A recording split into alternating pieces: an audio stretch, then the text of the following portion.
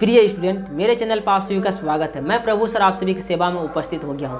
आज की क्लास में मैं करवाने जा रहा हूं यानी चैप्टर नंबर 6 यानी जनन चैप्टर, यानी इसका हमें पूरा ही हो चुका। आज का क्लास ये लास्ट होगा, यानी जनन चैप्टर का ये जो है लास्ट क्लास होगा आज का। इसमें बहुत सारे क्लास हमने ले चुके हैं। यदि अभी तक आप उन सभी क्लासों को नहीं देखे हैं तो ज़रूर देखने का प्रयास करिएगा।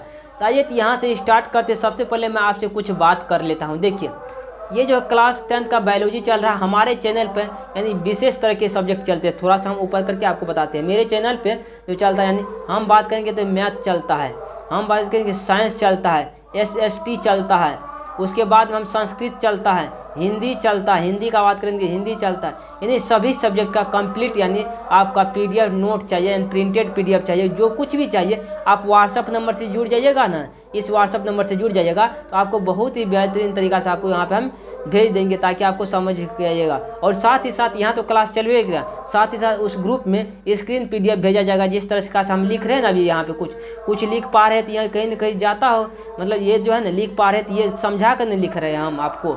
इसी तरीका से मैं दूंगा ताकि आपको एक बार फिर से रिवीजन भी करते समय आपको किसी प्रकार की दिक्कत या समस्या नहीं आएंगे। तो देखिए, इस क्लास को हम आज के क्लास में जनन चैप्टर को पूरा कंप्लीट कर देंगे, लेकिन इसका ऑब्जेक्टिव बच जाएगा। ऑब्जेक्टिव को मैं कभी भी कर दूंगा, तो इसलिए आप लोग घबराने का प्रयास नहीं करिएगा। बेहतरीन तरीका से मैं ऑब्जेक्टिव को भी कंप्लीट करूंगा। तो आप लोग उम्मीद करते हैं कि हम जो है इस क्लास को आगे की वो और बढ़ा सके, और बेहतरीन तरीका से बढ़ाना चाहते हैं आप लोग, थोड़ा सा सपोर्ट करने का प्रयास करिएगा। चलिए, तो कल जहाँ से छोड़े थे वहीं से स्टार्ट करते हैं, और जहाँ तक हमने पढ़ा दिए थे वहीं से स्टार्ट करते हैं। आज का क्लास को एक बेहतरीन तरीका से देखने का प्रयास करिएगा। अब यहाँ देखिए इस क्लास को कैसे हम स्टार्ट करते हैं।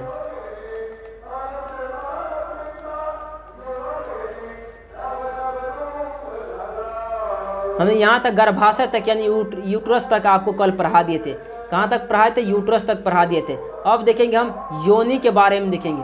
आखिर योनि, देखिए योनि किस में होता है? योनि जो होता है यानी फीमेल में होता है। किस में होता है? योनि फीमेल में होता है, यानी फीमेल में होता है योनि। योनि का बात करेंगे किस में होता है? तो फीमेल यानी महिला में होता है। किस में होता है? महिला यानी स्त्री में होता है। अब देखिए, यह एक मांसल नलिका होती है, नली के समान मांसल होती है योनि, जिसकी लंबाई लगभग 7 से 10 सेंटीमीटर होता है। 7 से कितना? 10 सेंटीमीटर की होती है। योनि की दीवार में छोटी छोटी ग्रंथियां होती है। योनि की दीवार में क्या होती है? छोटी छोटी ग्रंथियां होती है, जो चिपचिपा पदार्थ स्त्रावित करती है। जो क्या करती है? चिपचिपा पदार्थ स्त्रावित करती है, जिससे योनि नम और लचीली बनी रहती है। जिससे योनि क्या होता है? नम और लचीली बनी रहती है। योनि का मुख्य कार्य संभोग के दौरान शुक्राणुओं को ग्रहण करना। योनि का क्या है जानता है? मुख्य कार्य यानी संभोग के दौरान शुक्राणुओं को ग्रहण करना, यानी अंदर लेना। अब यहाँ देखिए, शिशु देखेंगे। शिशु जन्म के समय जन्म नलिका का कार्य करता होता है। जन्म के समय जन्म नलिका का कार्य करना होता है। और ये जो है ना योनि जो है जन्म के समय, बच्चों को जब जन्म देते हैं ना स्त्री, उस समय जन्म नलिका का यह काम करते हैं। यानी बच्चों का जन्म जो होते हैं इसी से होता है, योनि से ही जन्म होता है। उस समय ये क्या करते हैं? जन्म नलिका का काम करते हैं। अब यहाँ देखिए, यही है चित्र योनि का। देख लीजिए, ये भाग जो है अंडाणु, देख रहे हैं अंडाणु ये है। उसके बाद ये जो है ना अंडवाहिनी, ये क्या है? अंडवाहिनी है। ये गर्भाशय, गर्भाशय गुहा देख लीजिए, अंडाशय देख लीजिए, गर्भाशय, फिर देखिए ग्रीवा देखिए यहाँ पे योनि। ये निचला भाग क्या है? योनि है। ये गर्भाशय अंतरस्थ, ये गर्भाशय का अंदर वाला भाग है। इन सबको देख लीजिए, एक बेहतरीन तरीका से मैं समझा चुका हूँ। आप लोग जरूर से देखने का प्रयास करिएगा। अब यहाँ पे देखिए, इस क्वेश्चन को जरा सा हम देखने कर, मानव में लिंग निर्धारण कैसे होता है? मानव में कर लिंग निर्धारण कैसे होता है? अब यहाँ पे हम आप सभी को बताएंगे कि मानव में लिंग निर्धारण कैसे होता है। देखिए, कर मनुष्य में कुल 23 जोड़े गुणसूत्र पाए जाते हैं। कितना जोड़े?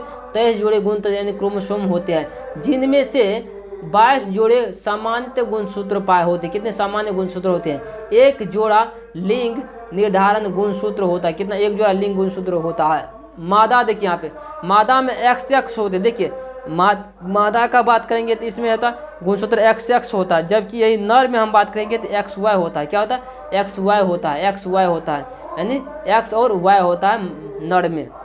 थोड़ा सा अगला स्टेप हम समझाने का प्रयास करते हैं। यहाँ देखिए, कहता है यदि शुक्राणु X गुणसूत्र लेकर के अंडाणु के X गुणसूत्र से मिलता है तो एक्स एक्स बनने से बच्ची लड़की का जन्म होता है। क्या होता है देखिए, जब एक्स एक्स मिलेगा ना गुणसूत्र, ये क्या होगा एक्स एक्स, यानी मान लो लड़की का एक्स आ गया, लड़का का एक्स, लड़का का भी एक्स, लड़की का भी एक्स आ गया, ये क्या होगा यहाँ पर होगा, ये कौन सा बच्चा होगा तो लड़की पैदा होगा।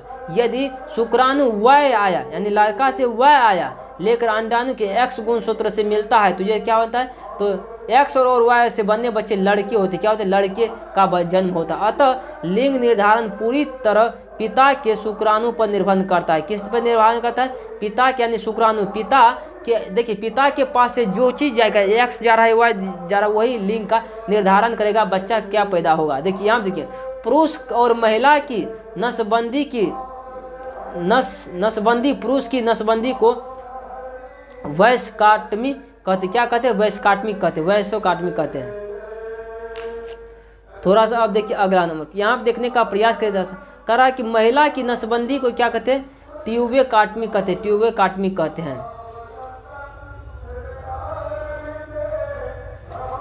जनन संचारित रोग, देखिए जनन संचारित रोग, अब यहाँ देखेंगे रोग इसमें कौन कौन से होते हैं।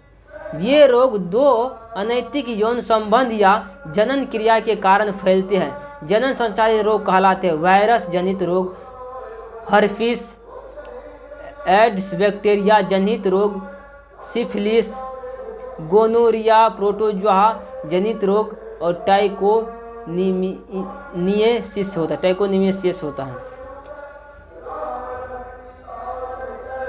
यहाँ देखने का प्रयास करिए, जनन स्वास्थ्य क्या है, यानी कह रहा जनन जो है स्वास्थ्य क्या है। यहाँ देखिए, इसके प्रमुख पहलुओं को लिखे। जनन स्वास्थ्य का संबंध शारीरिक, मानसिक और सामाजिक स्वास्थ्य से होता है। ये स्वास्थ्य यौन जीवन और प्रजनन से जुड़ी क्या कहते हैं अधिकारों को शामिल करता है। आपके जनन के स्वास्थ्य को प्रमुख पहलू यौन शिक्षा, देखिए यानी यौन शिक्षा लेना, सभी विद्यालयों में यौन शिक्षा अनिवार्य। क्या है, यौन शिक्षा सभी विद्यालयों में क्या अनिवार्य है। दूसरा हम देखें जागरूकता। अब हम क्या देखें, जागरूकता को देखें। किशोरों और किशोरियों को यौन संबंध एवं यौन संचारित रोगों की जानकारी दी जानी चाहिए, यानी ताकि उसके रोग कोई न फैले। यहाँ देखिए, मादा भ्रूण हत्या पर रोक, यानी यह सामाजिक तुलना बनाए रखने के लिए आवश्यक है। यह है सामाजिक तुलना यानी बनाए रखने के लिए चलते हैं ना, तो यह मादा भ्रूण हत्या पर रोक लगाना चाहिए। कोई जाते हैं क्या करते हैं, यानी यदि लड़की पैदा होने वाले रहते हैं वो बच्चे को नुकसान कर हत्या कर देते, इसीलिए इसको माना गया, यानी भ्रूण का कभी भी हत्या नहीं करना चाहिए, इस पर रोक लगाना चाहिए। लिंग जाँच पर प्रतिबंध, यानी लिंग यदि आपके पेट में यदि कोई शिशु है उसको ये नहीं जाँच कर सकते आपकी इसमें लड़का है या लड़की है, यानी लिंग जांच पर प्रतिबंध। इसमें कन्या भ्रूण हत्या को रोका जा सकता है। इससे क्या होता है, कन्या भ्रूण हत्या को रोका जा सकता है। अब यहाँ पे देखिए 5वां नंबर हम एड्स का बात करेंगे, जागरूकता। विशेष रूप से किशोरों को एड्स के कारण लक्षण और बचाव के उपाय बताने जाने चाहिए, इसमें इससे बचने के उपाय बताने जाना चाहिए। यहाँ देखिए, जनसंख्या नियंत्रण की प्रमुख विधियां का वर्णन करें। मतलब कह रहा है कि जनसंख्या नियंत्रण के प्रमुख विधियां का आप कह रहा वर्णन करने के लिए देखिए, हम प्राकृतिक विधि, इस विधि में गर्भधारण से बचने के लिए प्राकृतिक उपाय अपनाए जाते। क्या बन जाए अपना, जैसे में सुरक्षित समय पर संबंध बनाना, सुरक्षित समय पर क्या बनाना चाहिए, संबंध बनाना चाहिए। रासायनिक विधि, स्टर्मिसाइडल एक रासायनिक जिससे महिला के गर्भाशय के मुख पर लगाया जाता है, जिससे शुक्राणु नष्ट हो जाता है। जैसे क्या शुक्राणु, उदाहरण मिनेरिया क्रीम, प्रनीम जेली, ये सब पे क्या होना चाहिए, ये सब रासायनिक विधि है। हार्मोन, या थोड़ा सा देखेंगे क्या, हार्मोनल विधि, इस विधि में हार्मोन मिश्रित गर्भनिरोधक गोलियां ली जाती है। करा माला डी और माला एन सहेली। यहाँ देखिए, सर्जिकल विधि, पुरुष नसबंदी, पुरुष की शुक्राणु नलिका को काट दी जाती जिससे शुक्राणु अंडाणु से न मिल सके। महिला नसबंदी में ट्यूकामी महिलाओं की फिलोपियन ट्यूब को काट करके बांध दिया जाता ताकि निषेचन न कर सके। यानी क्या कहते हैं, फिलोपियन तलिका होता है महिला में, उसको काट करके बांध दिया जाता है ताकि निषेचन की क्रिया इसमें नहीं हो। यहाँ देखिए, यांत्रिक देखेंगे हम, यांत्रिक विधि पे बात करेंगे। पुरुषों के लिए कॉन्डम एक रबर की ट्यूब होती है जो पुरुष के लिंग पर लगाई जाती है और शुक्राणु को गर्भाशय में जाने से रोकती है। महिला के लिए कॉपर टी इसे गर्भाशय में लगाया जाता है जिससे निषेचन को रोका जा सकता है। हालांकि इसे संभोग बनाते समय इसे प्रयोग किया जाता है। यहाँ देखिए निष्कर्ष, जनन स्वास्थ्य और जनसंख्या नियंत्रण के उपाय को अपना कर हम स्वच्छ और समाज बेहतर भविष्य बना सकते हैं। क्या बना सकते हैं? इस सबको अपनाना जरूरी है। द एंड हो जाता है यहाँ पे। सबसे पहले हम इस बात को समझाना चाहेंगे, ये सब चीज़ है ना, ये सब चीज़ का प्रयोग है जिससे हम प्रयोग करते थे, इससे क्या होता है, शिशु पैदा नहीं होगा तो, लेकिन शिशु पैदा नहीं होगा, लेकिन संभोग तो होगा लेकिन शिशु पैदा नहीं होगा। आज की क्लास क्या आपको एक बेहतरीन तरीका से समझ में आया? हम आशा करते हैं, उम्मीद करते हैं कि आप सभी को बहुत ही बेहतरीन तरीका से समझ में आए होंगे। आपको किसी प्रकार की दिक्कत या समस्या का सामना नहीं करना पड़ेगा आज की क्लास के बाद से। ये चैप्टर यहीं पे समाप्त हो जाते। यदि आपको इस चैप्टर में कुछ समझने बाकी रह गया जरूर वीडियो कमेंट में। हालांकि हम तो सारा चैप्टर को इस चैप्टर में पूरा कंप्लीट कर दिए। यदि आपके लगता है कि ये टॉपिक हमसे छूट गया, हमसे तो नहीं छूटा, लेकिन फिर भी आप याद दिलाने का प्रयास करिएगा, मैं आपके उस चीज़ को पूरा करने का काम करूँगा। मिलते हैं अगले क्लास में। आज के लिए जय हिंद, जय भारत।